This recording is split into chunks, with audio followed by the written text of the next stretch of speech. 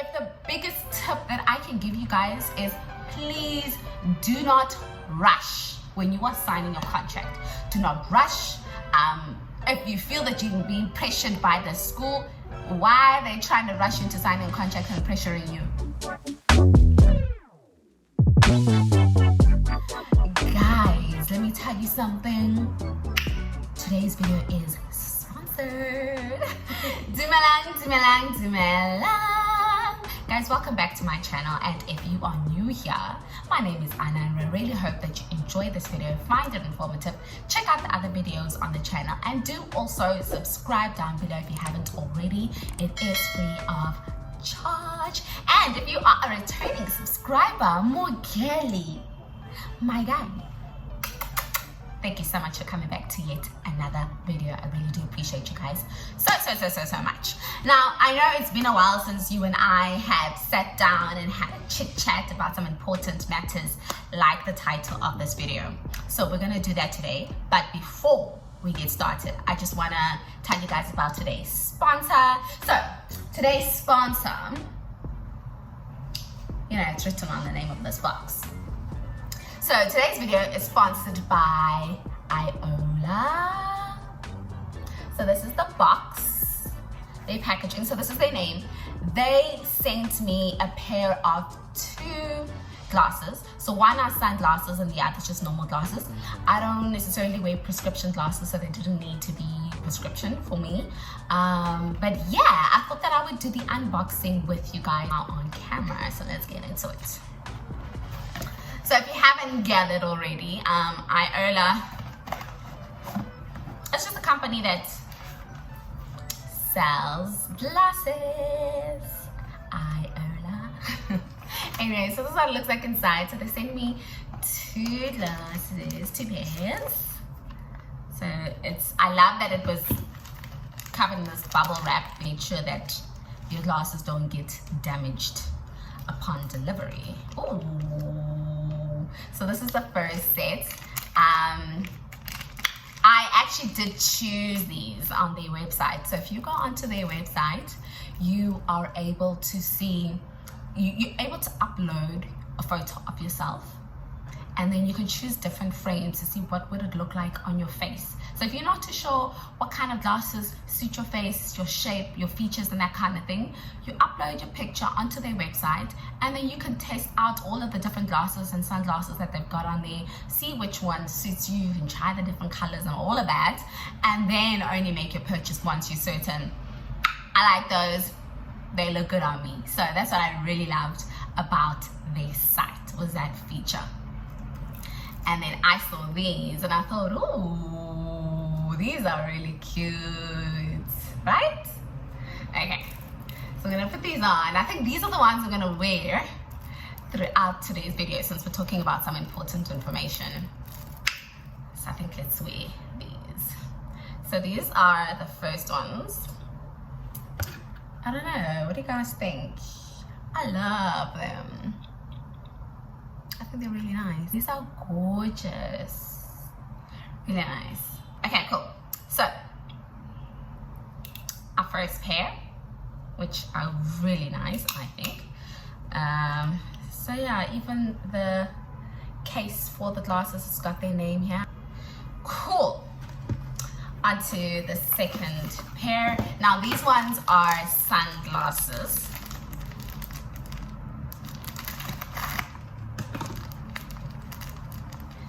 These are the sunglasses. Let's see what they've got. Ooh.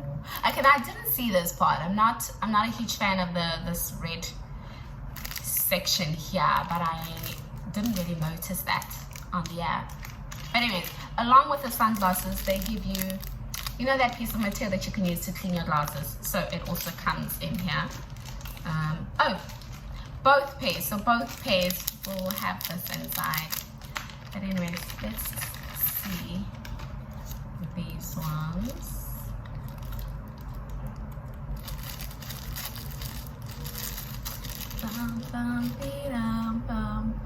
So that's what these ones look like. These ones are really nice. I love these. Now, when I did try them out on their site, so I uploaded my picture and I loved how the front section looked. I didn't necessarily see the side, so I'm not too crazy about this red, but I don't hate it either, so it's okay. It's okay. So this is our second pair. If you guys would like these specific glasses that I've chosen, I'll obviously link them down below. I will also give you the site so that you guys can purchase a pair of sunglasses if you really love these ones, and check out the other ones.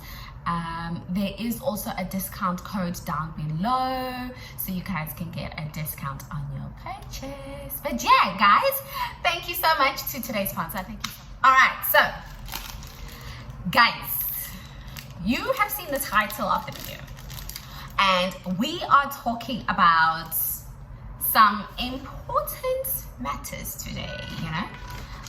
So I want to chat to you guys about, firstly, I want to chat to you guys about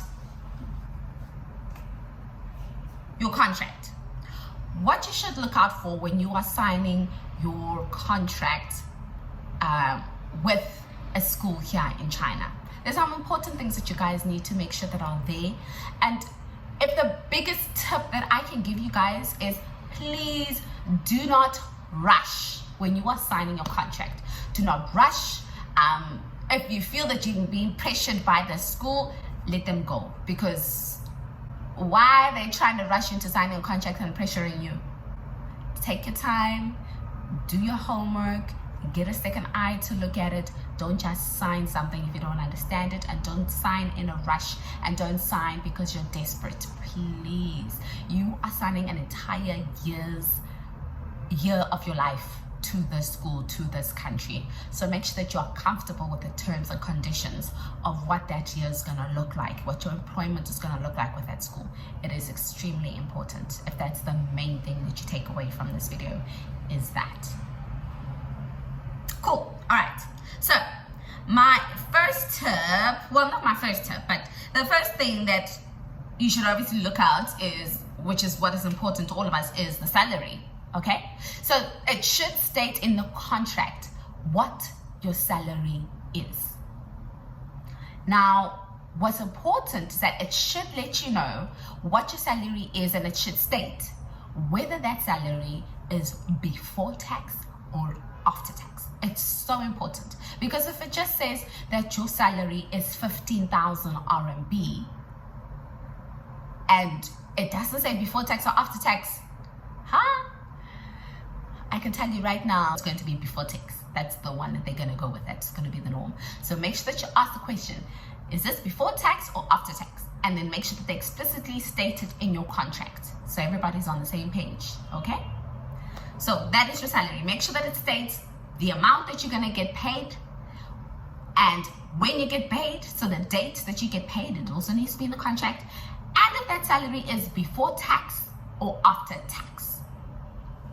Next thing, working hours. The contract should also state, what are your working hours at that school? What time do you start and end your work day? Also, is it Monday to Friday and then you get Saturday and Sunday off? Or do you work weekends and then you have Wednesday and a Tuesday off? Whatever it is, make sure that it states which days of the week you work and how many hours from this time to this time. It needs to be in that contract. And then make sure that it talks about overtime. If there is overtime, is there paid for that? Will there be work on Saturdays or Sundays?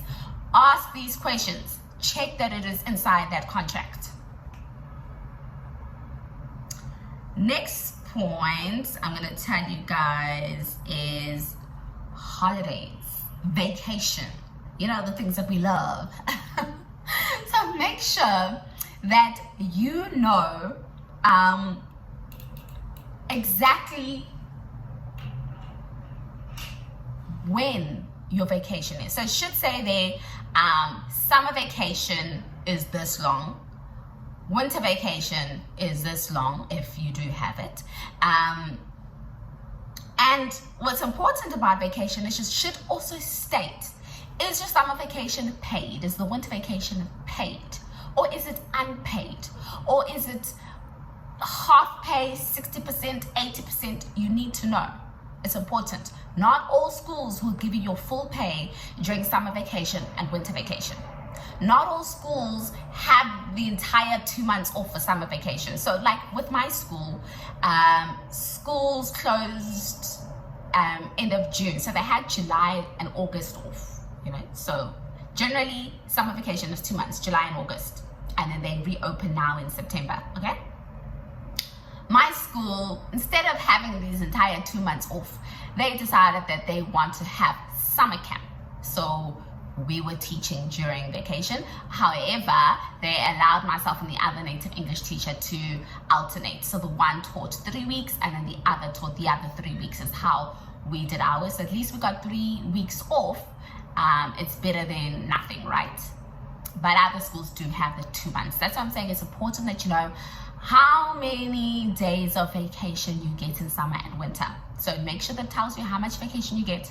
And the next important fact is make sure that you know during summer and winter vacation, are you getting paid? Is it full paid vacation, half paid vacation, 60%, 50%, 40, 30, 80? You need to know that too, and it needs explicitly stated in your contract. So in my case, my contract stated that I get half pay during vacation. So winter and summer, I get half pay. Unless if I'm working, so like a summer camp, then I can get my full pay.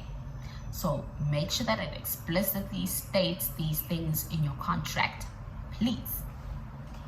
Okay, next I'm going to talk about your housing allowance.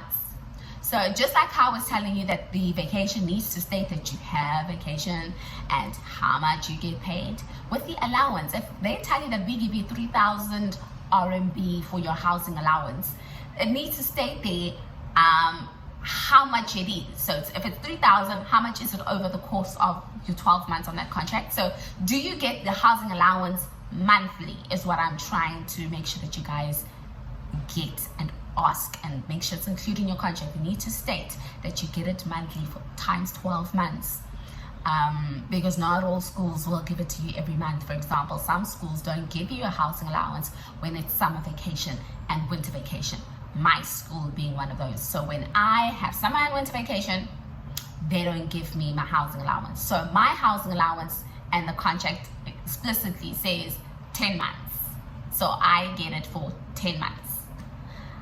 So make sure that you ask that question as well. It's important. So make sure you know how much the housing allowance is. When you get paid, your housing allowance is also important. It should be paid with your salary. And then also make sure that you know, are you getting that housing allowance every single month?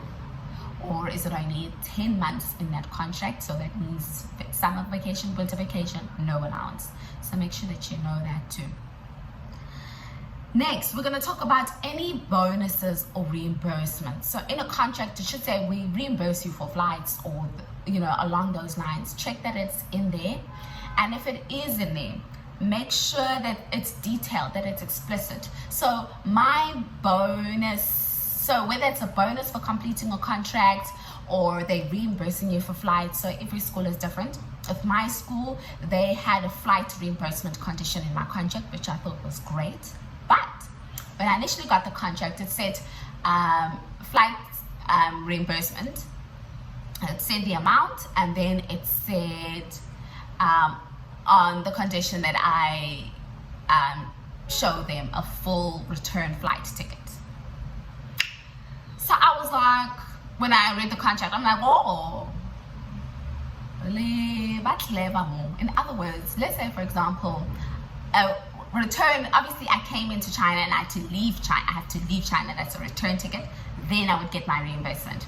So I was like, because I was thinking to myself, what if I don't leave China? Let's say, for example, I choose not to remain with a school and go to another school. I'm still going to be within China, so I'm not going to show them there isn't going to be a return flight back home. So I was like, no, you guys need to give me this reimbursement whether I show you a return flight ticket or not. The fact that I came into the country is enough for me to be getting my flight reimbursement.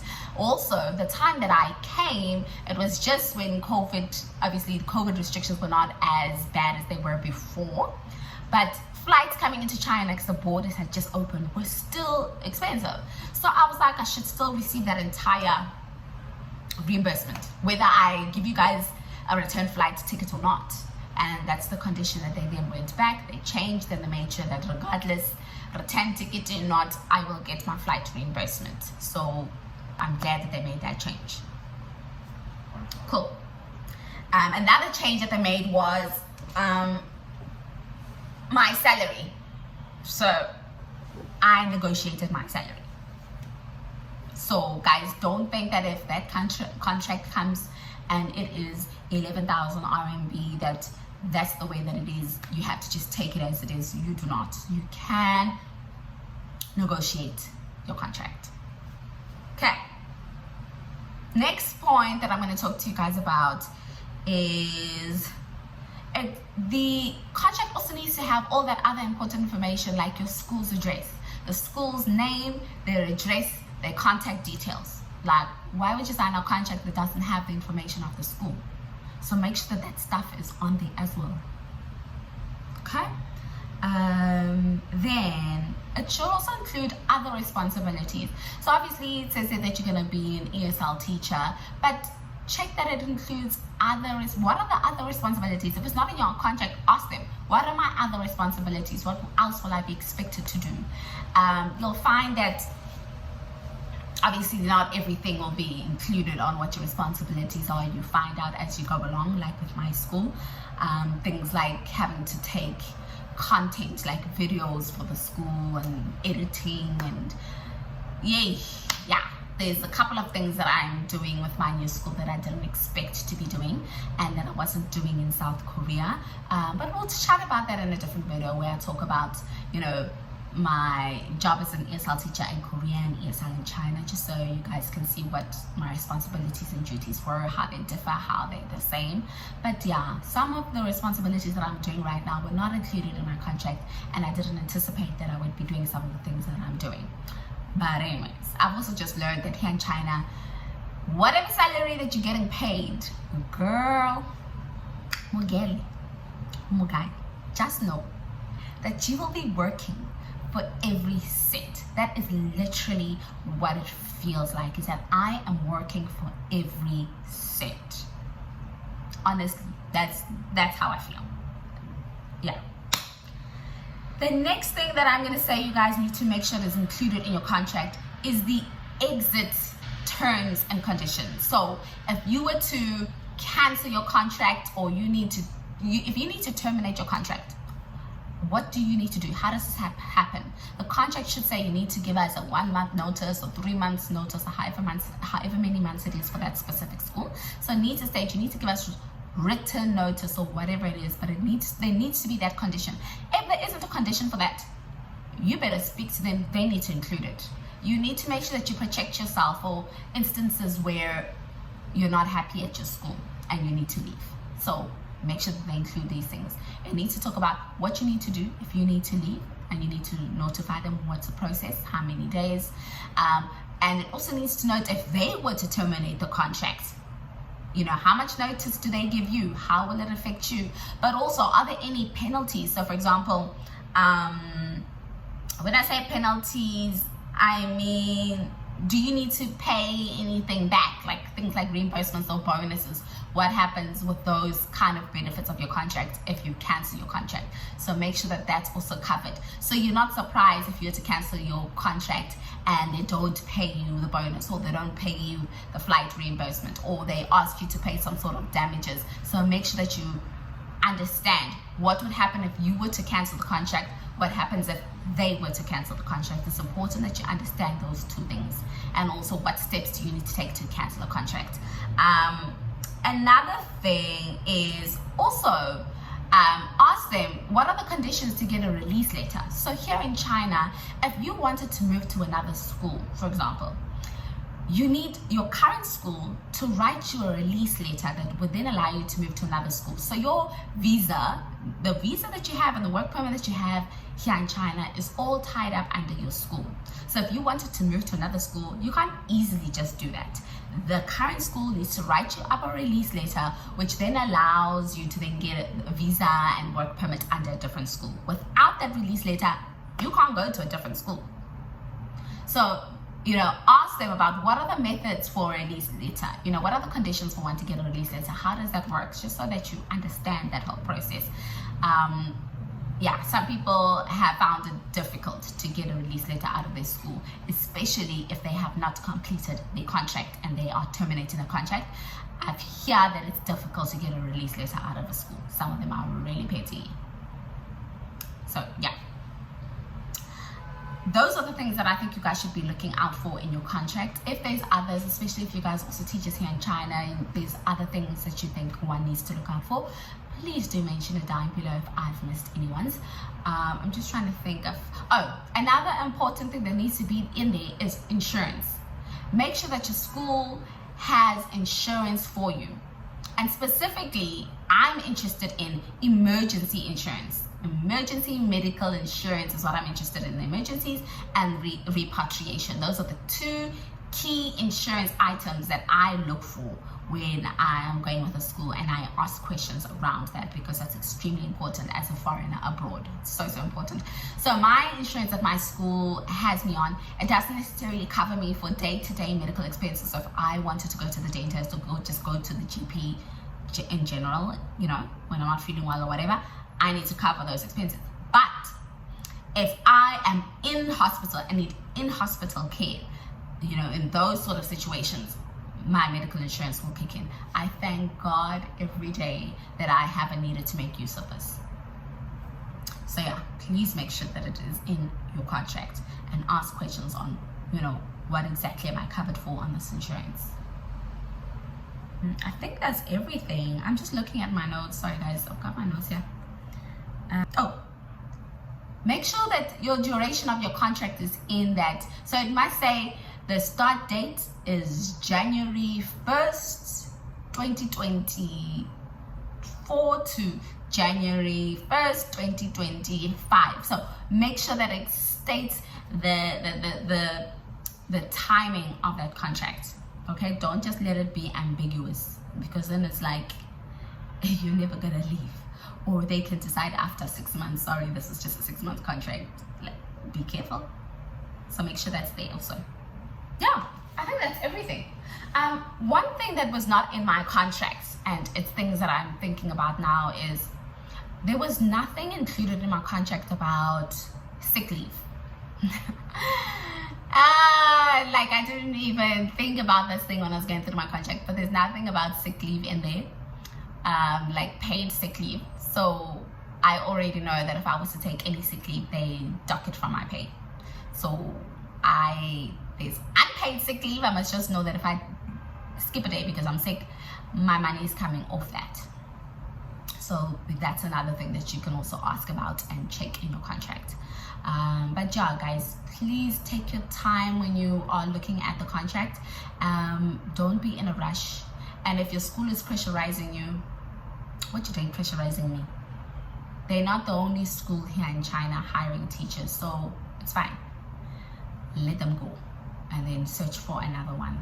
But yeah, please be wise and be diligent, and look through your contract with a magnifying glass. Make sure that all the details are in there, and that how certain aspects of your work here in China is going to affect you.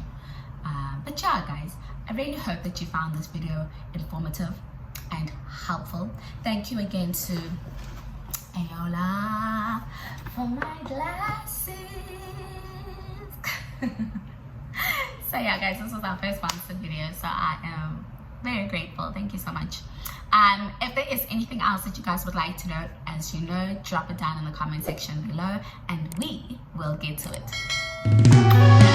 Bye bye.